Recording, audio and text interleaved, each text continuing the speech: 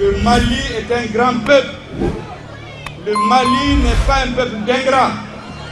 Le Mali a été toujours au secours lorsque في رسالة مباشرة موجهة للرئيس الجزائري عبد المجيد تبون، وجه شوغيل مايغا طلبا عاجلا للقيادة الجزائرية على خلفية ما تعيشه الزمرة الانقلابية في مالي بانحصار مفروض عليها منذ عدة أشهر من طرف الجماعات المسلحة التي شلت الحركة بشكل شبه كلي عن العاصمة المالية باماكو والمدن المجاورة لها. ويرى مراقبون أن تسريب محتوى رسالة رئيس الوزراء المالي شوغيل مايغا والموجهة إلى الرئيس الجزائري عبد المجيد تبون، والتي تكفلت وسائل إعلام تخضع لسلطة النظام الانقلابي بنشرها وتداولها على نطاق واسع تحمل أكثر من دلالة في هذا التوقيت. وكان الدبلوماسي والسياسي المالي شوغيل مايغا دعا إلى ما أسماه تجاوز الخلافات وإعادة الدفء إلى العلاقات على محور باماكو والجزائر. شوغيل مايغا ووفق الصحافة المالية دعا قيادتي البلدين إلى طي صفحة الخلاف، أين خاطب الرئيس تبون بعبارة تحمل أكثر من رمزية حين وصفه بالأخ الأكبر، معربا عن أمله في انفراج قريب يعيد مسار التعاون بين البلدين، ومذكرا